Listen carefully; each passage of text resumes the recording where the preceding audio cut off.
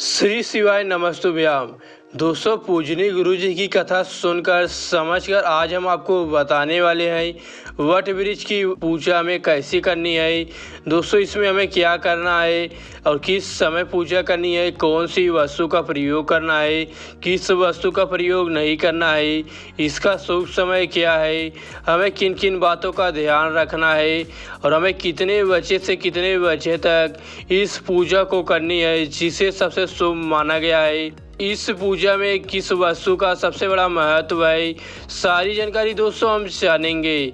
जैसा कि दोस्तों आप सभी को पता ही होगा कि यह पूजा हर साल ज्येष्ठ माह की अमावस्या तिथि को वट सावित्री का व्रत रखा जाता है।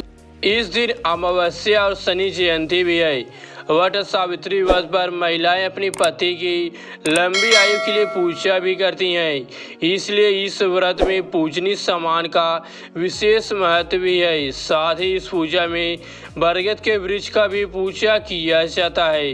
वट सावित्री व्रत इस बार 6 जून यानी बृहस्पतिवार को रखा जाएगा। हिंदू परंपरा में स्त्रियां अपने पति की दीर्घायु और सुख वैवाहिक जीवन के लिए तमाम व्रत का भी पालन करती हैं। वट सावित्री व्रत भी सौभाग्य प्राप्ति का एक सबसे बड़ा व्रत भी है। यह व्रत ज्येष्ठ कृष्ण अमावस्या को मनाया जाता है। दोस्तों, चलिए जान लेते हैं इसमें कौन कौन सी सामग्री लगेगी। तो दोस्तों, आप सभी को हम बता दें इसमें बहुत सी ऐसी सामग्रियां हैं जो हमें आसानी से मिल जाती हैं। वट सावित्री की पूजा वट वृक्ष के नीचे की जाती है। वट सावित्री व्रत की पूजा के लिए आपके आसपास में एक वट वृक्ष होना आवश्यक है। इसके लिए अन्य जरूरी सामग्री भी है, जैसे बरगद का फल, सावित्री और सत्यवान की मूर्ति। अगर आपके पास मूर्ति नहीं है तो आप तस्वीर भी रख सकते हैं। भिगोया हुआ काला चना, कलावा, सफ़ेद कच्चा सूत, रक्षा सूत्र, बांस का पंख, 1.25 मीटर का कपड़ा, लाल और पीले रंग का फूल, मिठाई, बतासा, धूप, दीपक, फल, अगरबत्ती, मिट्टी का दिया, सिंदूर, अक्षत, रोली, 1.25 मीटर का कपड़ा, पान का पत्ता, सुपारी, नारियल, श्रृंगार सामग्री, जल कलश, पूजा की थाली। इसी के साथ ही वट सावित्री व्रत का कथा की भी पुस्तक आपके पास होनी जरूरी है। दोस्तों, अब आपको कैसे करने हैं इस पूजा विधि को, आपको यह भी हम बताने वाले हैं। चलिए दोस्तों, अब जान लेते हैं कि हमें वट वृक्ष की पूजा कैसे करनी है। तो दोस्तों, इसके लिए सबसे पहले आपको वट वृक्ष के नीचे सावित्री, सत्यवान और यमराज जी की मूर्ति स्थापित करनी है। आप चाहे तो इनकी पूजा की मानसिक रूप से भी कर सकते हैं। वट वृक्ष की जड़ में जल पहले डालें, फूल, दीपक और मिठाई से पूजा प्रारंभ करें। कच्चा सूत लेकर वट वृक्ष की परिक्रमा करते जाएं और सूत को तने में लपेटते जाएं। इसे आपको 7 बार परिक्रमा करनी है लेकर। इसके बाद आप हाथ में भीगा हुआ चना ले सावित्री सत्यवान की कथा सुनना शुरू कर दे। इसके बाद फिर कथा पूर्ण होने के बाद भीगा हुआ चना, कुछ धन और एक वस्त्र लेकर अपनी सास को देकर उनका आशीर्वाद ले। इसके बाद वट वृक्ष का जो कोपल या फल है आपके पास, उसे खाकर अपना उपवास समाप्त करें। दोस्तों, आपको पूजा कैसे करनी है, वट वृक्ष के नीचे बैठना है, सत्यवान, सावित्री और यमराज की मूर्ति को लेकर वहां पर स्थापित करना है। इसके बाद आपको पूजा सुननी है। इसके बाद आपको वट वृक्ष जो है उसके जड़ में आपको जल चढ़ाना है। फूल, धूप और मिठाई से पूजा प्रारंभ करनी है चढ़ाकर, फिर पूजा करनी है। आपने जो कच्चा सूत्र लिया है उसे वट वृक्ष के परिक्रमा करते हुए उसमें लपेट देना है उनके तने में। इसके बाद आप हाथ में भीगा हुआ चना ले और सत्यवान और सावित्री की कथा सुने। फिर भीगा हुआ चना के साथ थोड़ा सा धन मिलाकर एक वस्त्र लेकर अपनी सास को देकर उनका आशीर्वाद ले और जो वट वृक्ष का फल है या कोपल आप रखे हैं अपने पास, उसे खाकर जो आपने उपवास रखा है उसे समाप्त कर दें।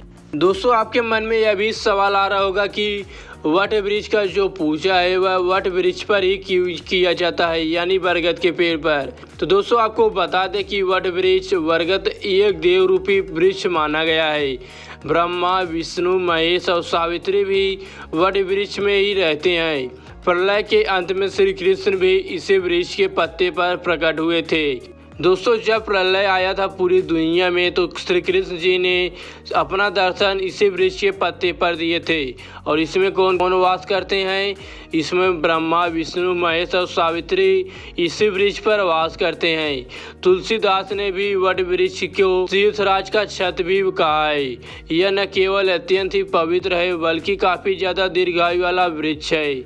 लंबी आयु, शक्ति और धार्मिक महत्व को ध्यान में रखकर ही इस वृक्ष की पूजा की जाती है। और दोस्तों यह वृक्ष पर्यावरण में बहुत ही काफ़ी उपयोगी है। साथ ही यह वृक्ष का महत्व बहुत ही ज़्यादा है, इसीलिए सभी लोग वट वृक्ष में ही वट वृक्ष का पूजा करते हैं। दोस्तों इसमें सबसे बड़ा विशेष बात क्या है वट वृक्ष में, यह भी जान लें। और इस पूजा में आपको बता दें बरगद का पौधा बहुत ही ज़रूरी है आपको लगाना। इस दिन आप वट वृक्ष की पूजा करें और उस दिन एक बरगद का पौधा जरूर लगाएं। बरगद का पौधा लगाने से पारिवारिक और आर्थिक समस्या नहीं रहेगी। निर्धन सौभाग्यवती जो महिला हैं वह सुहाग की सामग्री का दान करें। बरगद की जड़ को पीले कपड़े से लपेटकर अपने पास उसका एक हिस्सा रख ले।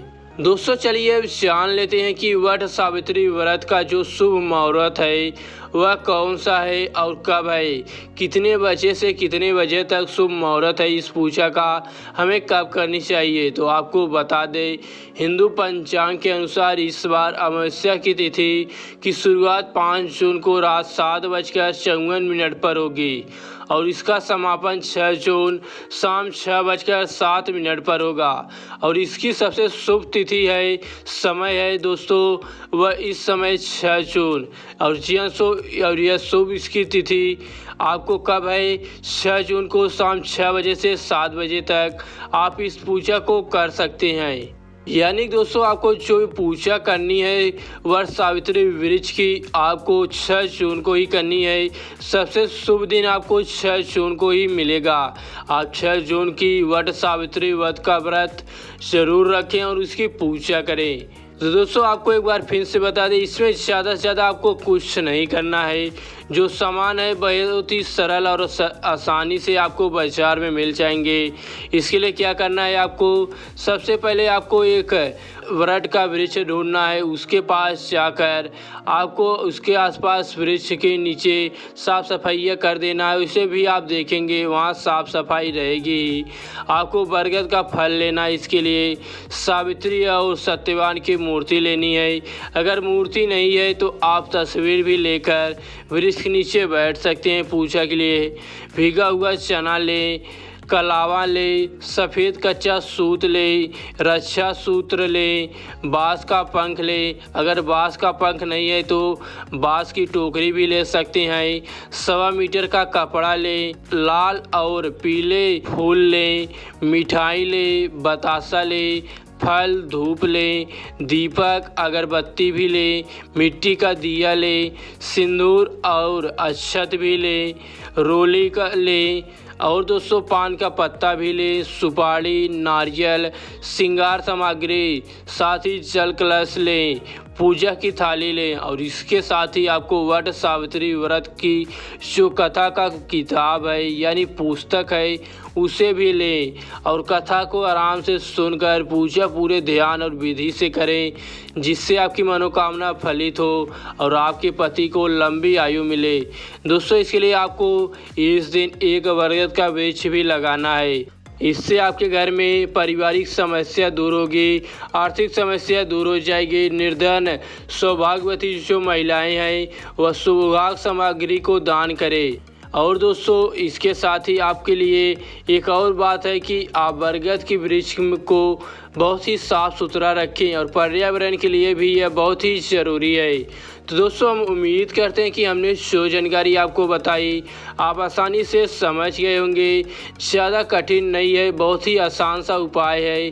आप इस विधि को आराम से पूजा करते हुए प्रयोग कीजिए, जिससे आपकी पूजा भी फलित होगी, आपको अच्छे परिणाम मिलेंगे, आपके पति को दीर्घायु मिलेगी। साथ ही दोस्तों, अगर आपको जानकारी अच्छी लगी हो तो इस वीडियो को भी लाइक कर दें और चैनल को भी सब्सक्राइब कर ले ऐसे ही आने वाली जानकारियाँ पाने के लिए।